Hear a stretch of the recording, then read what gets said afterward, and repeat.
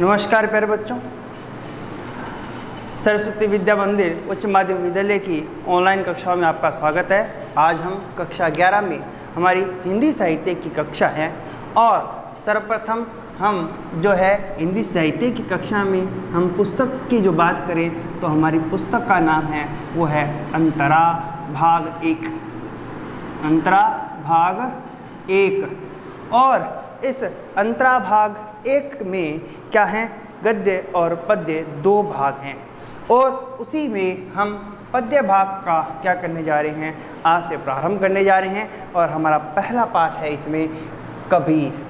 प्यारे बच्चों, हम हिंदी साहित्य पढ़ रहे हैं और इस हिंदी साहित्य के अंदर हमें सिर्फ पाठों को ही नहीं पढ़ना बल्कि उन कवि लेखकों का जो परिचय है उसकी भी संपूर्ण जानकारी क्या है हमें होनी चाहिए, क्योंकि हम साहित्य के विद्यार्थी हैं। तो इसलिए सबसे पहले हम कबीर जी के जो जीवन हैं उनके बारे में जानने की बात करते हैं। तो सबसे पहला जो है वह हम देखें इस शब्द का अर्थ क्या है। तो कबीर शब्द का जो अर्थ है वो है महान या श्रेष्ठ। प्यारे बच्चों, यह जो शब्द है वह अरबी भाषा का शब्द है। किस भाषा का शब्द है? अरबी भाषा का शब्द है। कौन सा शब्द? कबीर जो शब्द है वह अरबी भाषा का शब्द है। अरबी भाषा की शब्द का अर्थ क्या है? महान या श्रेष्ठ। अब हम बात करते हैं कबीर। कबीर कौन? हिंदी साहित्य में कबीरदास जी जो हैं वो निर्गुण ज्ञानाश्रय शाखा के क्या हैं, कवि हैं। प्यारे बच्चों, हिंदी साहित्य के इतिहास को हम कई भागों में बांटते हैं और कई भागों के इस बंटवारे में हमें क्या करते हैं, सबसे पहला आदिकाल आता है, उसके बाद भक्ति काल आता है, उसके बाद रीति काल आता है और बाद में आता है आधुनिक काल। और साहित्य के इतिहास का जो द्वितीय कालखंड मैंने भक्ति काल बताया, उस भक्ति काल को भी हम कई भागों में विभाजित करते हैं और उस विभाजन में जो सबसे पहला विभाजन आता है उसमें हम इसे ज्ञानाश्रयी और प्रेमाश्रयी शाखा में बांटते हैं। ज्ञानाश्रयी शाखा का मतलब है, ज्ञानमार्गी शाखा का मतलब है जिसमें 2 धाराएं बढ़ती हैं, एक निर्गुण धारा और एक सूफी धारा। और उस निर्गुण धारा के जो अग्रणी कवि हैं वो हैं कबीरदास जी। प्यारे बच्चों, कबीरदास जी की वाणियाँ, कबीरदास जी के पद काफ़ी समय से हमारे समाज में लोक प्रचलित हैं। कबीरदास जी के जीवन परिचय के बारे में आज हम अपनी इस कक्षा के अंदर जानेंगे और अगली कक्षा में कबीरदास जी के जो पद हमारे पाठ्यक्रम में सम्मिलित है हम उसके बारे में जानेंगे। तो जन्म के बारे में हम जानें तो सबसे पहले इनका जो जन्म है वो 1398 ईस्वी में हुआ माना जाता है। लहरतारा नामक स्थान है जो कि काशी में पड़ता है। कहाँ? काशी में। इनकी मृत्यु 1518 ईस्वी मगहर जो है इस स्थान पर हुई थी। प्यारे बच्चों, हम जन्म और मृत्यु के बारे में इनके जीवन की छोटी सी घटना का जिक्र सबसे पहले करेंगे। प्यारे बच्चों, इनका जो जन्म है वो विधवा ब्राह्मणी की कोख से हुआ था। लोक लाज के कारण उस ब्राह्मणी ने कबीरदास जी को जन्म के समय ही तुरंत ही छोड़ दिया था। और एक नदी किनारे पर क्या है, इनके जो पालन पोषण करने वाले माता हैं, पिता हैं, वो कौन? नीरू और नीमा। कौन? नीरू और नीमा। कौन है ये इनके माता पिता है जिन्होंने क्या किया, इनका पालन पोषण किया था। तो प्यारे बच्चों, ये जो नीरा और नीमा थे ये जाति से क्या थे? ये जाति से जुलाहे थे। क्या थे? जुलाहे थे। और कबीरदास जी ने भी आजीवन जुलाहे का काम किया, जिन्हें हम आजकल बुनकर कहते हैं, जो दरी खेस वगैरह बनाते थे, उनके बारे उनका जो व्यवसाय है वो था। और कबीरदास जी विवाहित थे और इनकी पत्नी का नाम था लोई। क्या नाम था? लोई। और इनके पुत्र का नाम था कमाल और इनकी पुत्री का नाम था कमाली। प्यारे बच्चों, इनके गुरु का नाम था स्वामी रामानंद। अब तक की बात की, अब हम आगे बात करते हैं। प्यारे बच्चों, मैंने ये बताया विधवा ब्राह्मणी की कोख से इनका जन्म हुआ, परंतु उसने त्याग दिया था और लोकलाज के कारण नीरू और नीमा ने को यह लड़का मिलता है, वह कबीर होता है और इस कबीर की पूछताछ की जाती है भी किसका पुत्र है, परंतु नहीं मिलने पर अंत में इन्होंने इसे पालने का निर्णय किया और इनके ये माता पिता बने। जाति से जुलाए होने के कारण निम्न वर्ग के थे। और अब स्वामी रामानंद जी का क्या है, उस समय उत्तर भारत में बहुत बड़ा प्रभाव था, ये बहुत बड़े संत थे और उस राम, जो राम हम बात करते हैं अयोध्या के राजा दशरथ के पुत्र राम, उस राम के तारक मंत्र वो देते थे।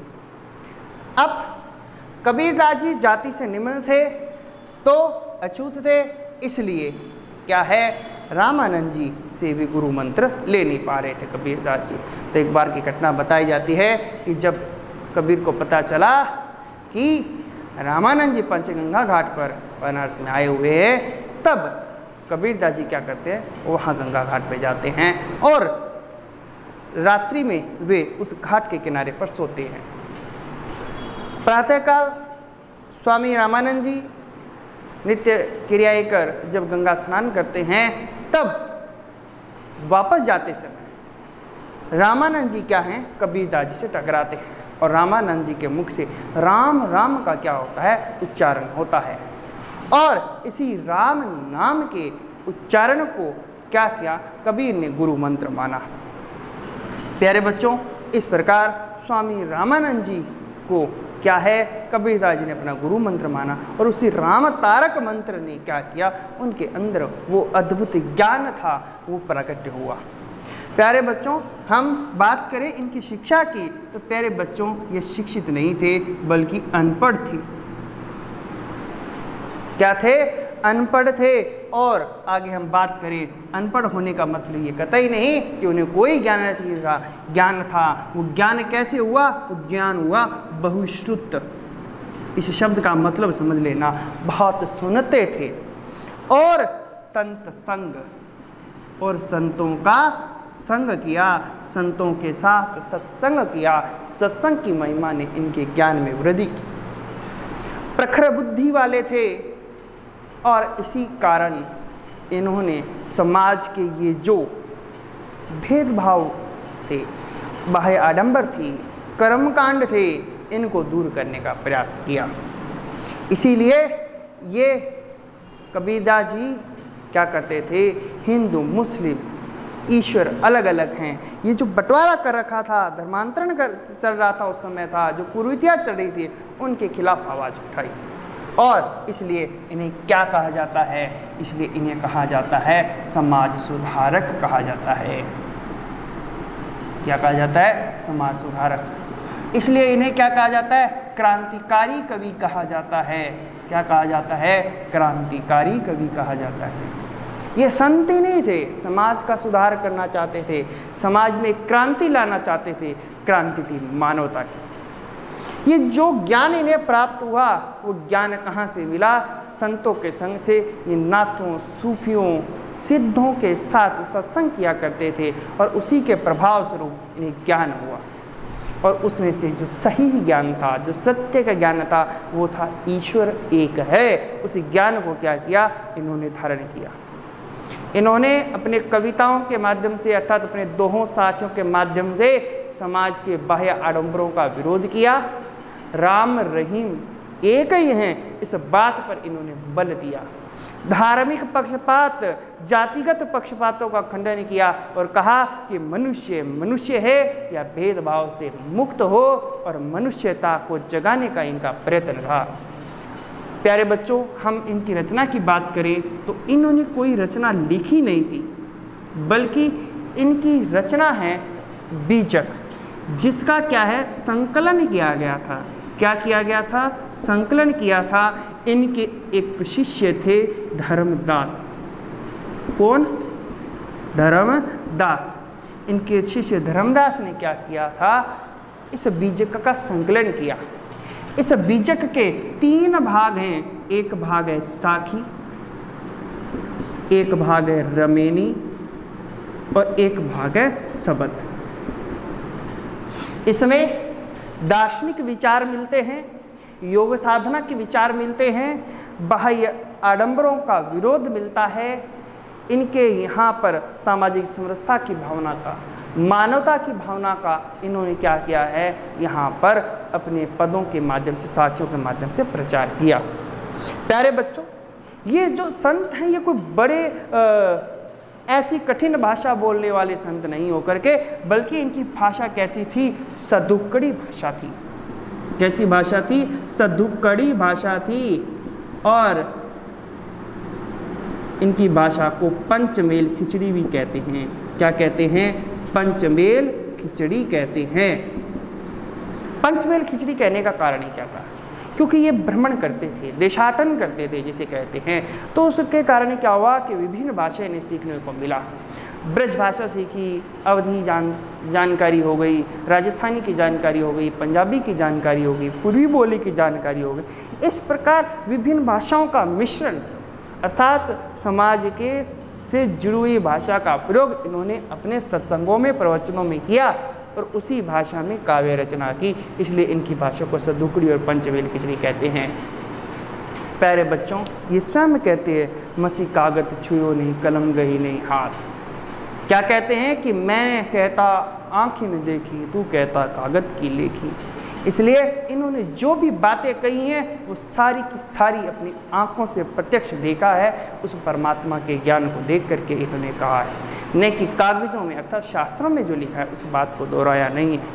प्यारे बच्चों, अब हम इनके थोड़ी सी जो साहित्यिक बात है वो हम कुछ क्षण और कर लेते हैं। साहित्यिक चर्चा में क्या है वो सुन लें।